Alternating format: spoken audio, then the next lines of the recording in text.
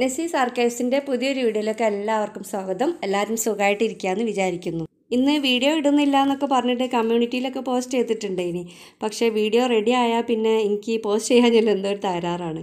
അങ്ങനെ പോസ്റ്റ് ചെയ്യാണ് കേട്ടോ. ഇതാ രാത്രിയിൽ ഉപ്പയും മോനും കൂടി ഉനോ കാർഡ് എന്ന് പറഞ്ഞിട്ടുള്ള ഒരു കാർഡുണ്ട്, അത് കളിക്കുകയാണ്.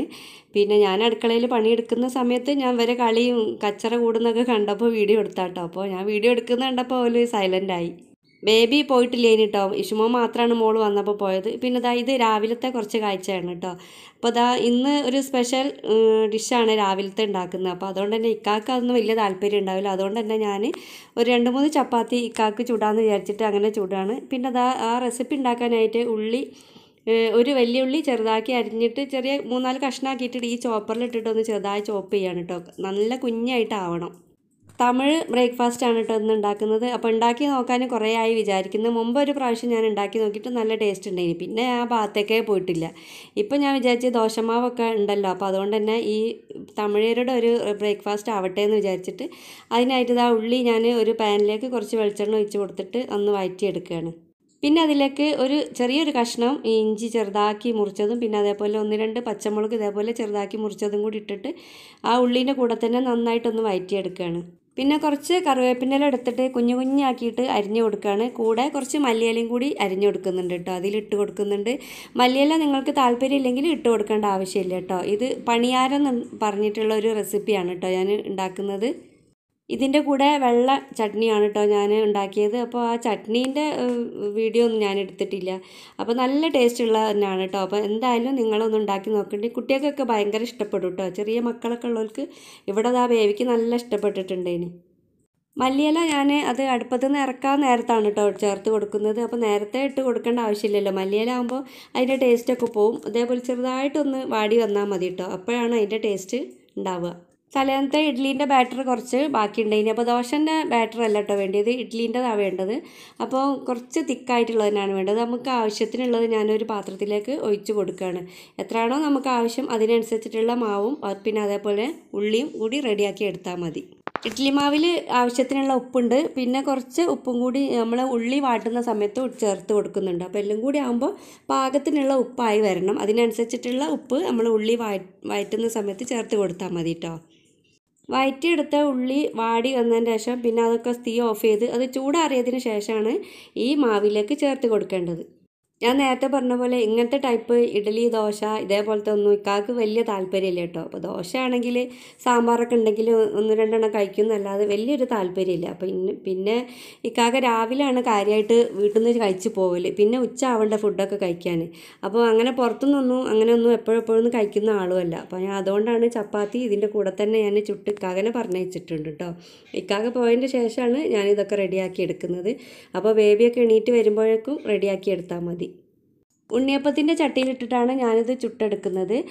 തമിഴ്നാട്ടിൽ ഇവർക്ക് ഈ പണിയാരച്ചട്ടി എന്ന് പറഞ്ഞിട്ടുള്ള ഒരു ചട്ടി ഉണ്ടാവും. നമുക്ക് പിന്നെ അതിൻ്റെ ആവശ്യമില്ല, നമ്മളിത് സ്ഥിരമായിട്ട് ഉണ്ടാക്കുന്ന ഒരു ബ്രേക്ക്ഫാസ്റ്റ് അല്ലല്ലോ. അപ്പോൾ ഉണ്ണിയപ്പത്തിൻ്റെ ചട്ടി തന്നെ എടുത്താൽ മതിയാവും.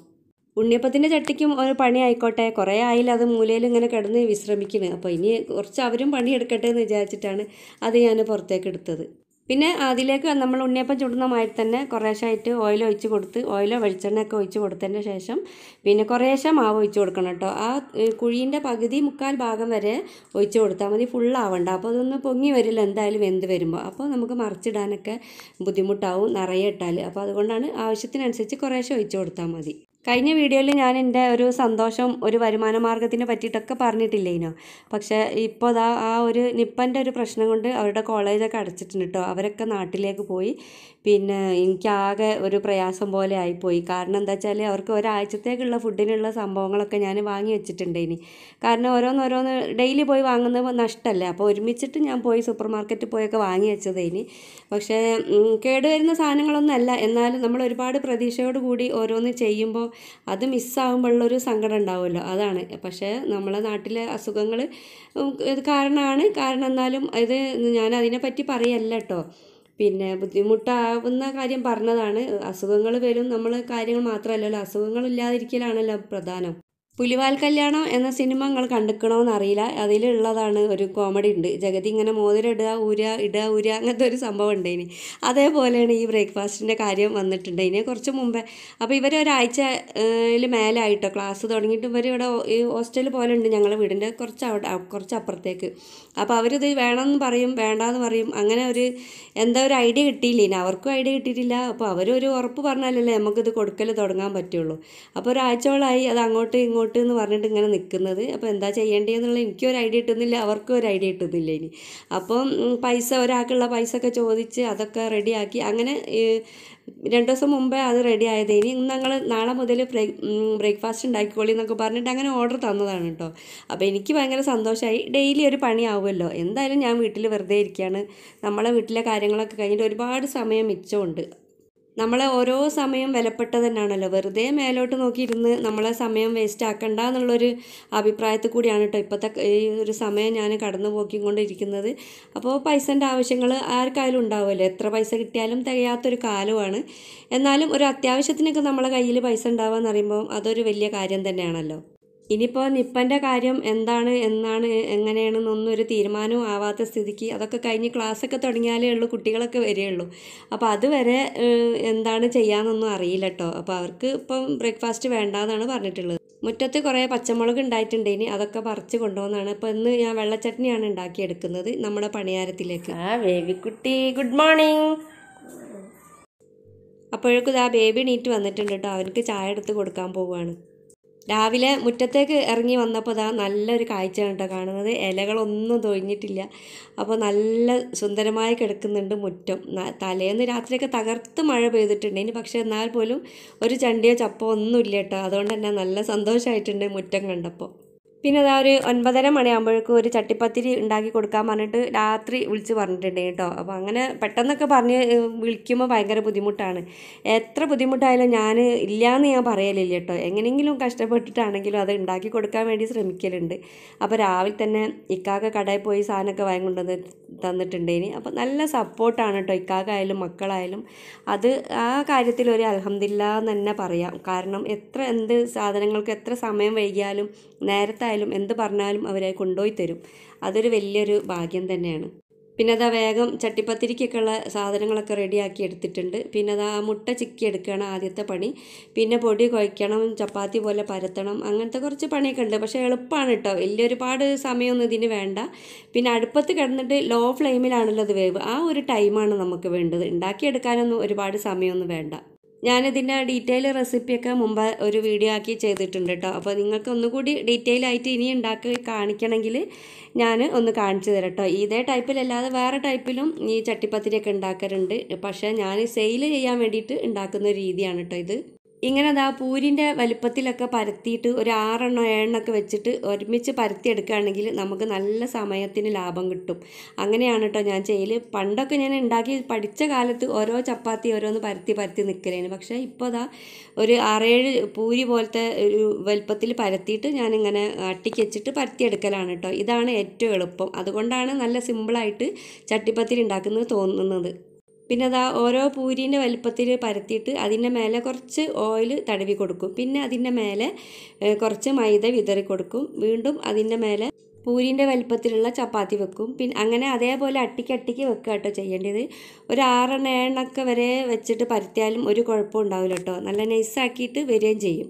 ഇങ്ങനെ ഓരോന്ന് അട്ടിക്ക് വെച്ച് പരത്തുകയാണ് നമുക്ക് ഏറ്റവും ലാഭവും ഗുണവും. പിന്നെ ദോശ പോലെ ചുട്ടിട്ട് മൈദപ്പൊടി ദോശ പോലെ ചുട്ടിട്ട് ഇങ്ങനെ ചട്ടിപ്പത്തിരി ഉണ്ടാക്കും കേട്ടോ. പക്ഷേ അത് ആളുകൾക്ക് അത്ര വലിയ ഇഷ്ടമില്ല. അപ്പോൾ അവർ പറയും ഒത്തിരി ഹാർഡായിട്ടുള്ള ആ ഒരു ടൈപ്പ് മതി, ദോശ ചുട്ടിട്ടുള്ളത് വേണ്ടാന്ന് പറയും. അപ്പോൾ അതുകൊണ്ട് തന്നെ ഞാൻ ഈ ടൈപ്പ് തന്നെയാണ് കേട്ടോ അധികം ഉണ്ടാക്കി സെയിൽ ചെയ്യൽ.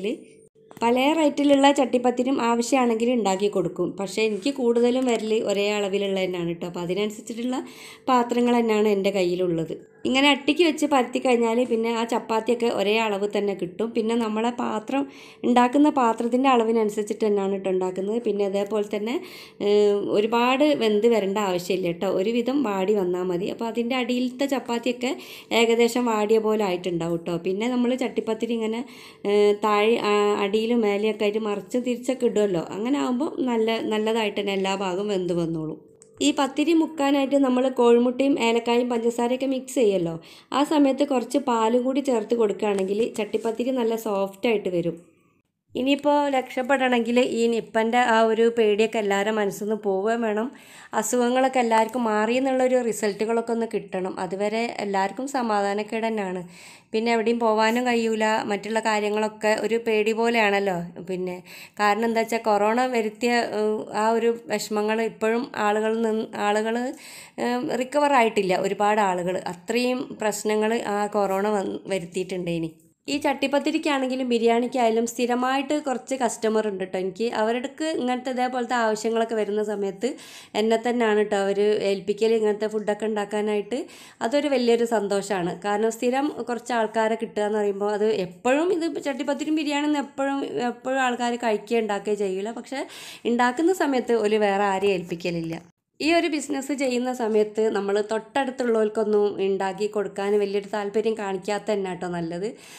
കാരണം എന്താ വെച്ചാൽ നമ്മൾക്ക് ഇത് അവർ മെയിനായിട്ട് ചോദിക്കുക സ്ഥിരമായിട്ട് തരികയില്ല. പക്ഷേ ചെയ്യുന്ന സമയത്ത് നമുക്ക് എത്രയാണ് ഇതിൻ്റെ പൈസ കിട്ടുന്നത്, നമുക്ക് എത്രയാണ് ഇതിൻ്റെ ലാഭം, അതൊക്കെ അവർക്ക് അറിയേണ്ടി വരും. പിന്നെ അത് മാത്രമല്ല അവർക്ക് നല്ല എത്രയേ പൈസ വാങ്ങണത് അങ്ങനത്തെ ഓരോ ടോക്കുകളൊക്കെ വരും. അപ്പോൾ അതുകൊണ്ട് തന്നെ തൊട്ടടുത്തുള്ളവർക്കൊന്നും എനിക്ക് അത്ര വലിയ താല്പര്യമില്ല കേട്ടോ വാങ്ങാനൊന്നായിട്ട്. കുറച്ച് ദൂരമുള്ള ആളുകൾ തന്നെയാണ് എപ്പോഴും നല്ലത്. കാരണം എന്ത് ഇതുണ്ടെങ്കിലും നല്ല അഭിപ്രായം പറയുകയും ചെയ്യും അവർ. പിന്നെ അതാ സ്ഥിരമായിട്ട് ചട്ടിപ്പത്തിരി വാങ്ങുന്ന എൻ്റെ ഒരു കസ്റ്റമറാണ് കേട്ടോ. ഇത് ഹീര എന്നാണ് അവളുടെ പേര്. അപ്പോൾ ഇൻഷുറൻസ് ഓഫീസിൽ എന്താ ജനറൽ മാനേജറോ അങ്ങനെ എന്തോ ഒന്നാണ്. അപ്പോൾ ഞാൻ അവർക്ക് വേണ്ടി ചട്ടിപ്പത്തിരി ഇതാ താഴോട്ട് കൊണ്ടുപോയി കൊടുത്തതാണ്. അപ്പോൾ ഈ വണ്ടി നമ്മൾ ലേഡീസ് അങ്ങനെയാണല്ലോ, പേടിയാണല്ലോ കുറച്ച് ചെറിയ വഴി കൂടിയൊക്കെ പോകാൻ. അപ്പോൾ ഞാൻ മെയിൻ റോഡിലേക്ക് വരാം, ഒന്ന് താഴേക്ക് കൊണ്ടുതരുമോ എന്നൊക്കെ ചോദിച്ചാണ്. അപ്പോൾ വണ്ടി എടുക്കാതെ വന്ന് നല്ല മഴ അത്യാവശ്യം പെയ്യുന്നുണ്ട് ഇനി. അപ്പോൾ അതുകൊണ്ടാണ് വണ്ടിയൊന്നും എടുക്കാതെ തന്നെ നടന്നാട്ടോ പോകുന്നത്. മണീൻ്റെ വീടിൻ്റെ അടയാളം സീമക്കൊന്ന എന്ന് പറഞ്ഞ മാതിരി എൻ്റെ വീടിൻ്റെ അടയാളം ഇതാ ഈ ഒരു കുഞ്ഞു കയറ്റാണ്. പിന്നെ ഇതാ കണ്ടോ മഴ പെയ്ത വെള്ളമൊക്കെ ഇങ്ങനെ ഒഴിച്ചുകൊണ്ട് നിൽക്കുന്നുണ്ട്. ഇന്നത്തെ വീഡിയോ ഇത്രയേ ഉള്ളൂ. നിങ്ങൾക്കെല്ലാവർക്കും ഈ വീഡിയോ ഇഷ്ടപ്പെടുകയാണെങ്കിൽ ഒന്ന് ലൈക്ക് ചെയ്യാൻ മറന്നു പോകരുത്. അതേപോലെ തന്നെ ചാനൽ സബ്സ്ക്രൈബ് ചെയ്തിട്ടില്ലെങ്കിൽ ഒന്ന് സബ്സ്ക്രൈബ് ചെയ്യാനും മറക്കല്ലേ. Thanks for watching.